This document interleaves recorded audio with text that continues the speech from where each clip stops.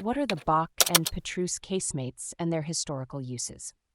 If you're curious about the hidden treasures beneath the streets of Luxembourg City, you're about to uncover two of its most fascinating historical sites, the Bock and Pétrusse casemates.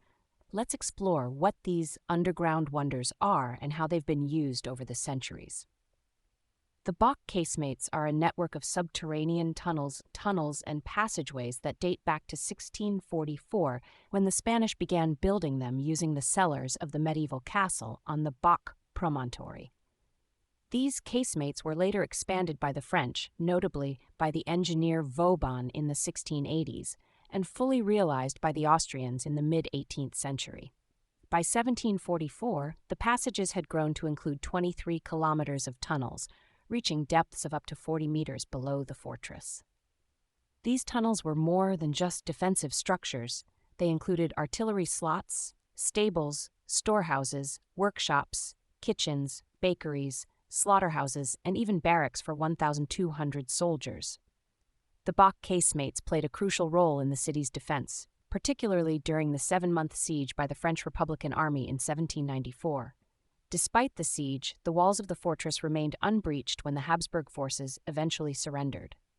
However, the 1867 Treaty of London ordered the destruction of the fortress to ease tensions between France and Germany.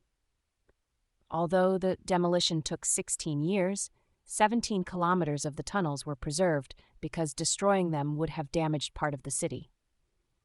Today, the Bock casemates are open to visitors, offering a glimpse into the extensive network of tunnels and military engineering.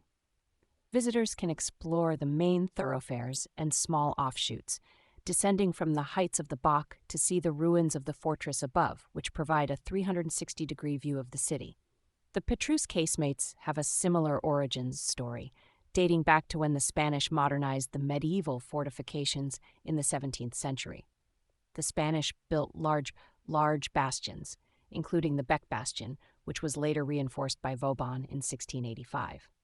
The Austrians added the Écluse Bourbon and the Grand Staircase between 1728 and 1729, and in 1746 they built the casemates known as the Batterie de la Petrusse. These casemates were part of the extensive fortifications that made Luxembourg the Gibraltar of the North.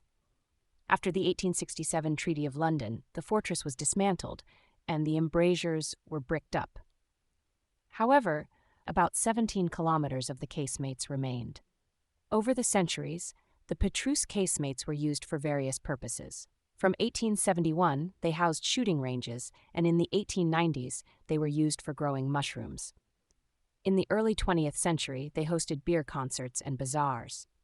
During both World Wars, the Bock and Pétrusse casemates served as shelters for thousands of people. In 1933, the Petrusse casemates were open to the public, allowing visitors to explore the longest casemates in the world. Today, visitors can descend into these historical tunnels, experiencing the rich history of Luxembourg City's fortifications, which were inscribed on the UNESCO World Heritage List in 1994.